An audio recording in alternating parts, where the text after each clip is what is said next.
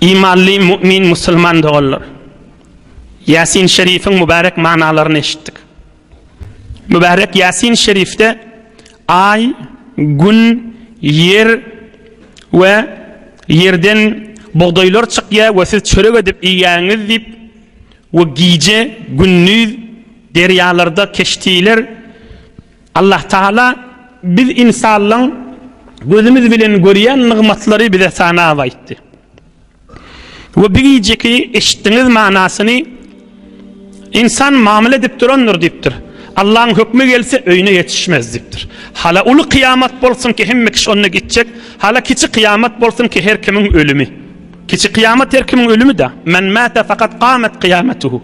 Ölün tek başına kıyamet düştüğü da. Men bir şunu kısaca açıklayın. Mesela odallı mübarek tefsirde aydıllı den bir görürüm. Öten akşam saat 10'na uqa giden bolsun. Öten akşam 10'na uqa gidipsin.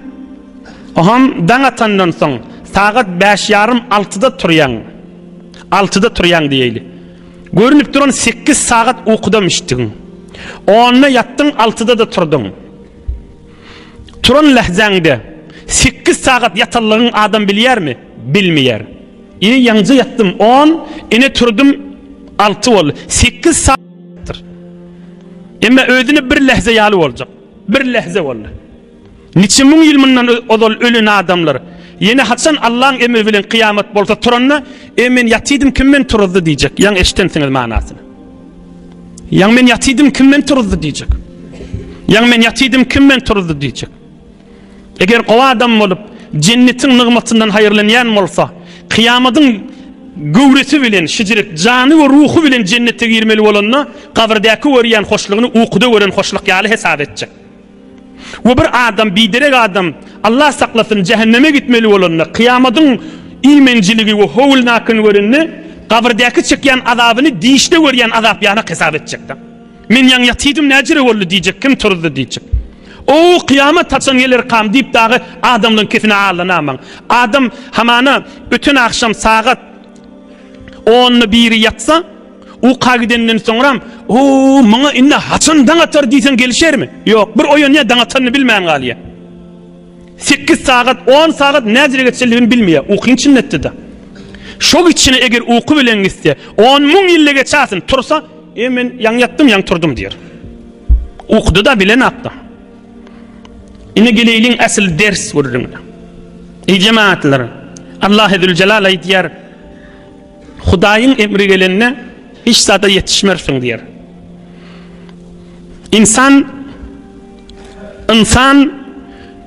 üstüne bir ağır yük, ağır narahatçılık, ağır Hudaý tarapdan Allah saklasın azap ya afet gelse adam çökü düşýän bolmaly.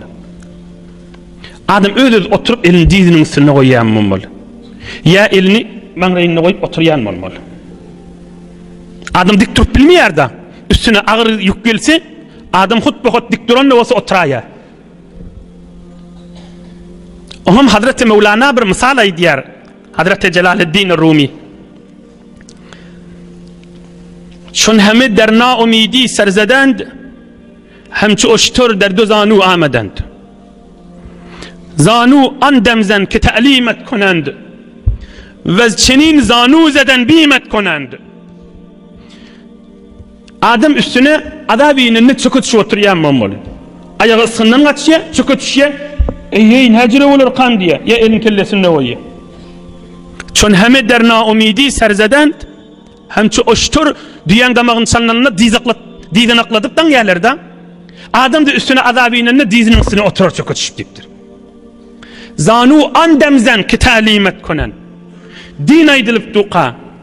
Din aydılıp duqa. Kur'an'ın manası aydılıp duqa. Peygamberin sözü aydılıp duqa otur deyiptir. Şima hal sizin oturuşunuz ýaly. Ta o azabiyinini oturmagy siz görmersiniz deyiptir. Emme bu mahal bijirek çökü düşüp, bijire sizin kiyanak ay oturmany ödüne ağır yük bilýän adam üstüne azabiyinini oturar deyiptir. Zanu andemzen ki talimet konend. Ve çenin zanuzeden bimet konen. Hayt burun adama azabinin ya ölüm gelse çöküp oturacaktır ha deyip bir wagda edilýändir deyipdir. Şu wagda edilip duqa oturup deyipdir. Ine sizin oturuşuňyz ýaly. Saat şymal 9:30 bolupdyr. Adamların howselesi yok bu zamanna. Diýjäň içinde bir ýerde oturmagy, öýde ýa oglan uşagy bilen oturjak ýa dostlary bilen oturşak. Her aýsyňyzyň da öýüňizde toý bolmasa daý ýegen dost ýa-da hemmäňiňki de toý batdy. Emma şunu ep berip gelinip oturulýar, din gurrungyny eşteýinip Hazreti Mevlana aýdýar, Hudaýyň dostlary aýdýar-da. Hudaýyň dostlary aýdýar, şu otursun, şu oturmagyň, şu jere otursaň üstüne azab ýenini oturmak diýen zady görmersiň diýipdir. Zanu andemzen ki ta'lim etkunen. Mette okuyakan çökütüp oturulmayan ustaddan ders alacak bolanda. Subhanaka Allahumma ve bihamdika ve tebarak esmuka ve ta'ala cedduka ve la ilahe gayruk dip. Şu çökütüp otursun sen alqalar deydik da. Bir çökütüşmeleri, bir edip bilin oturmaları görmeyen adam o tadı oturmalı olur dipdir. Vay necre oldu dip. Bir misal aydıp bereyin. Allah'ın dostlarından cavan oğlanlardan büyük insanın misali odul mübarek Sire-i Nebevi'de geçti. Bir gecede inşallah kamil açıklap aytarım. Ey yaş oğlanlar, ey cavan musulmanlar, ey yüreğinde zat yok arastalıkta, yüreği arastalıkta olan sada musulman cavan doğanım. İmam Ebu Hanife'nin zamanında, İmam Malik'in zamanında, sahabaların şagirdlerinin zamanında, Peygamberin yarlarının dövrü tamam olup, Peygamberimizin yarlarının da şagirdlerinin zamanında bir cavan oğlanmamış, hevre fasıkmış, kuldurmuş, batırmış. Ona Ka'nebi diyeler, Ka'nep diyen yerden molyamıştık. Basreli Abdullah ibn Muslim için adı Abdullah. Onu tarihte kitaplarda Ka'nebi diyeler. Çökütüşmeden çürüyüm misal aytacak bolyan. Cavan oğlanmış, fasıkmıştık, ödünün guruhları varmıştık. Şınk ağzını gözleyenmiştikler. Yürüyün deyse yürüyün, oturun deyse oturun. Gideyliğin deyse gideyliğin, vurayliğin deyse vurmalın. Bir gün köçede duranmış, kaptalına gezligi bıçağı da varmıştık kıyınına.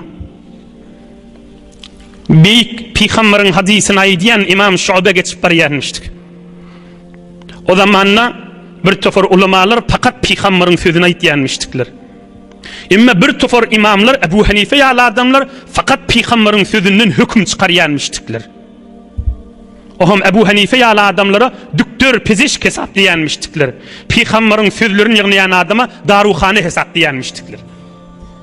Bir tofor ulamalar fakat Peygamberin sözünü yığınap yerin yüzünü ayakları yalangach yürüyüp barıp ifigada bir alim adam Peygamberin sözünü milliye deyse şuna ayak yalangach piyada zadı yok da şuna barıp kulak asıp eşitip senedi bilen bilip yeni yurduna gelyenmiştikler. Şol adamların miri İmam Şu'be. Bir neçe moğlular bilen geçip barıyanmıştık şu köçeden. Ka'nebi cavan oğlanla bıçağı gezligi kıyınından bilinden kısırılmıştık.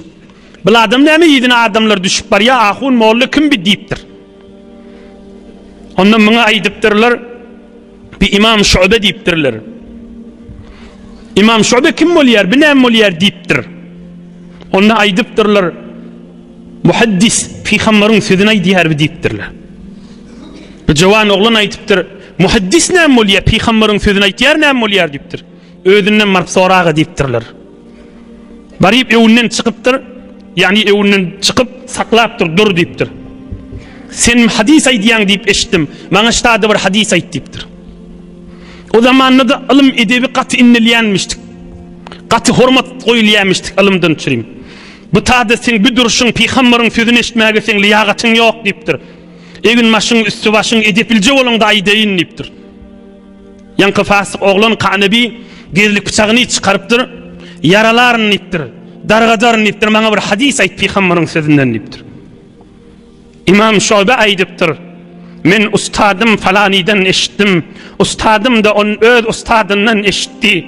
O da özünün ustadından eşitti. Abdullah ibn Mes'ud da Peygamberden eşitti. Peygamberin mübarek sözü var.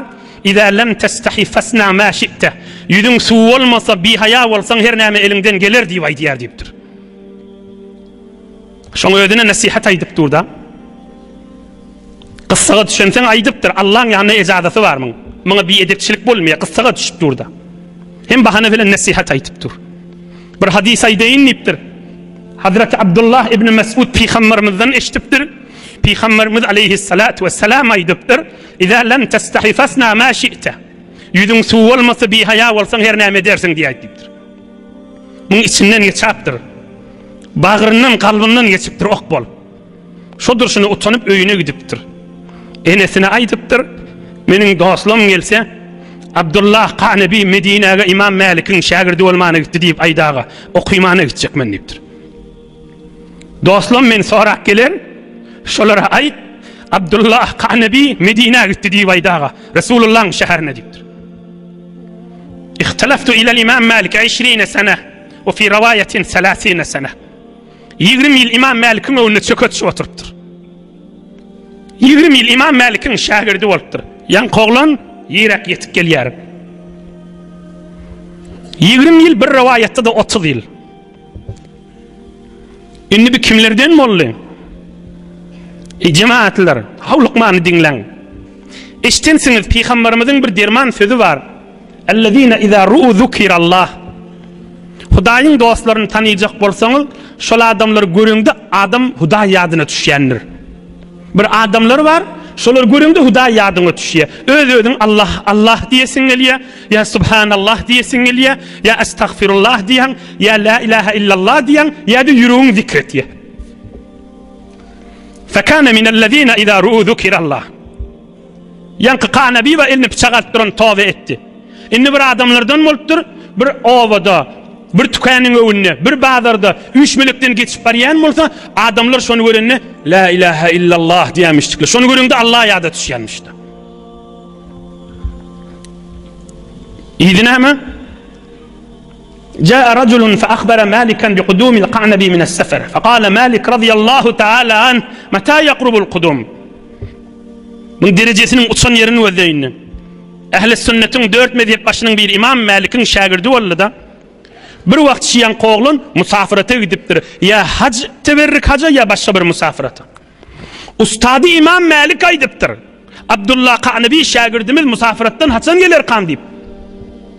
Şol gelýänrek wagtyny eşitipdir da. Onu ol adam habar beripdir. Oloy diýipdir şähre ýetip gelýär diýipdir. İmam Malik näme diýipdir? Ey cemaatler, İmam Malik näme diýipdir? Ey cemaatler, İmam Malik näme diýipdir? Kumu bina ila hayri ehlil ard nusallim aleyh. Yürüň öwünden çykyp şoňa salam bereliň. Ýeriň ýüzüniň gowa adamsynyň ýeri gelýär diýipdir. Kumu bina ila hayri ehlil ard nusallim aleyh. Gada fi tertib.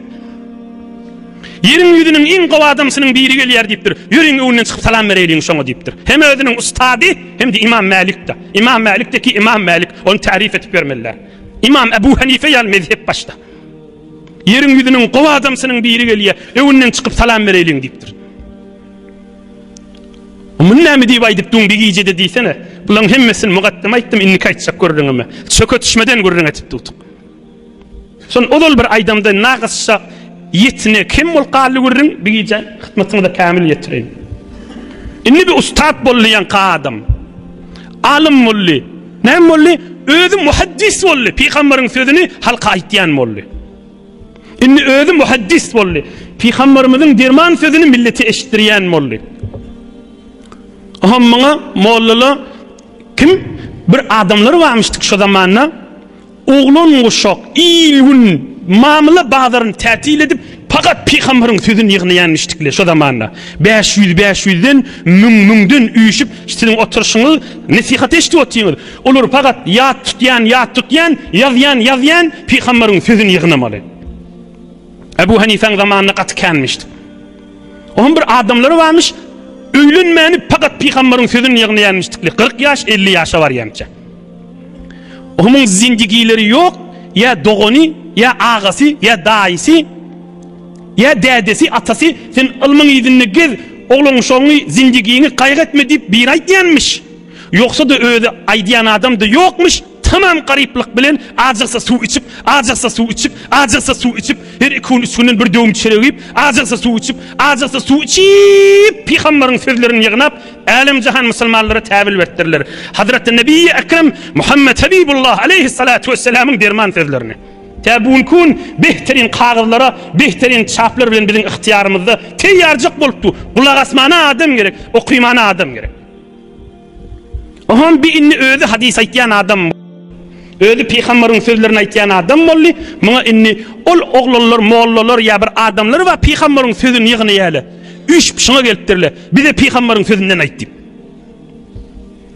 Sa'alnal Qanabi ay yaqra aleyna Muwatta İmam Malik. Bular üyüşip yankı jawan oğlan inni özü alim molly Peygamberin sözünü aytyan molly, şoňa barıp üyüşip aydypdyrlar. Bir de Peygamberin sözünü aytyp bersen diýip. İmam Malik'in rivayetinden. فقال رضي الله تعالى عنه تعالوا بالغداة فقلنا لنا مجلس عند ابن منهل. Ohum bir gelellere, mollalara ya şu Peygamberin hadisini yığnayanlara aydypdyr. Erti namazdan çıktan gelen diýipdir. Olar aydypdyr, bir de erti namazdan çıkıp İbn Minhal'den Peygamberin sözünü eşitýäs diýipdirler. Ohum bir ustad ol Qanabi inni öz alim molla aydypdyr. Fe iza faragtum min onu kuşlukrak şondan çıkanyzda ondan ders alıp ondan Peygamberin sözünü bileňizden soň gelen da diýipdir. Ol çöküt Peygamberin sözünü yığnayanlar aydypdyr. Nati Muslim ibn İbrahim. Bir de ondan çıkakana Muslim diýen ustadyň ýanyna bar ýastypdyr. Ohum bir ustad aydypdyr. Ozul fasyk oglan inni ustad boldy. Fe iza faragtum min onu öýleden çıkanyzda gelen da diýipdir. Kulna nati Aba Huzeyfe. Onu öýleden çıkakana diýipdir. Aba Huzeyfe ustady bar ýastypdyrlar. فقال رضي الله عنه فبعد العصر ikindin çıktan gelen onu diýipdir. Qulna na'ti Abu Nu'man ikindin çıkıp Abu Nu'man diýen adamdan Peygamberin sözüni eşitýäs diýipdirler. Onu giýje gelen diýipdir. Bolýa giýje wagtymyz bar geler diýipdirler. Icmaat hakıl çekýärmi şoň? 20 ýyl 30 ýyl şeýtip geçirtdirler ömürlerini. Peygamberin sözünün beraberine giýjeler günnüler çökötüp geçirtdirler. Heftede bir gece durman ağrımı var mı? Bir gece heften içinde bir saat 40 dakikan görürüm. Cemaatler gayrat yere düşüptür. Hani Müslümanlığın gayrati. 30 yıl 40 yıl ya öýlenipdirler ya öýlenmendirler. Azıksalar su içip 30 yıl 40 yıllarını geçirtdirler. Peygamberin sözünü yığnapdyrlar. Heftede bir gece, heftede bir saat 40 dakika oturman ağrımı olmalı mı? İnsanlığın gayrati, Müslümanlığın gayrat imanı yürek kaşın var yer. فَكَانَ يَأْتِينَا بِاللَّيْلِ فَيَخْرُجُ عَلَيْنَا وَعَلَيْهِ كَبْلٌ فِي السَّيْفِ فَكَانَ يَقْرَأُ عَلَيْنَا فِي الْحَرِّ الشَّدِيدِ. Omyan Qanabi garip adammıştık da öyle. Giymeğe koynuğu yokmuştuk, yine bizim o koynuğumuz var. Ağır giyimi varmıştık, yine giymişim ben giyip duralım. Ağır giyimi varmıştık, içinde de hiç tat yokmuştuk. Şunu kızgın Medine Mekken kızgınına, kızgın havada şunu dolanıp gelip, adamların arasına gelip, derlep Peygamberin sözünü aytıp veriymiştik, olur da yazyanmıştıklar da. O da haçsan giyeceğin içinde. فَكَانَ يَأْتِينَا بِاللَّيْلِ فَيَخْرُجُ عَلَيْنَا وَعَلَيْهِ كَبْلٌ وَمَا تَحْتَهُ شَيْءٌ فِي السَّيْفِ. Kışta Tomus'ta hemişe şonmuştuk. Başta da yokmuş, şonu dolanıp gel ayanmıştık. Bunu çıkarıp gelse içinde zat yok, Peygamberin sözüne bir edepçilik bolacak. Onu çıkarmasa da bolacak değil, onu şonu dolanıp gel ayanmıştık. Ama adamların arasında giyeceğin içinde yankılan önüne oturup Peygamberin derman sözüne ayyanmıştık. Onlar da yazyanmıştıklar. Zanu andemzen ki talimet konand ve senin zanu zeden bimet konand. Çöke düşüp otur, te ol kafir ve fasıklar çöke düşünü, sen cennet nığmatını oturanlarsın diýenden çüreyim aytdım damını. Allah'ın dostlarının bir misal olsun deyip. Allah'ın dostlarının bir misal olsun deyip. Allah'ın dostlarının kepleri ve sözleri ve misalları insanın kalbini sançıyar da. İnsanın kalbinden hafaqalları çıkarıyor. İnsanın kalplerinden ülgalları çıkarıyor. İnsanın kalplerinden yaltılığı çıkarıyor. İnsanın ruhunu tesfiye veriyor, terakki veriyor. İnsanı Allah'a yakin ettiler bulan gurrunları. Allah Zülcelal Yasin Şerif'te aytti. Ma yanzuruna illa sayhatan wahidatan ta'khuzuhum ve hum yahissimun. Adamın üstüne azap gelse, ya bir kıyınçılık gelse çökütüş oturar deyiptir. bir çöke düşüp oturmalar, bir edip bilen giyicede ya günnüzde kulak astırmalar, ol afetten saklayandır. Allah Zülcelal sizin dünya ve ahiretinizi abad etsin.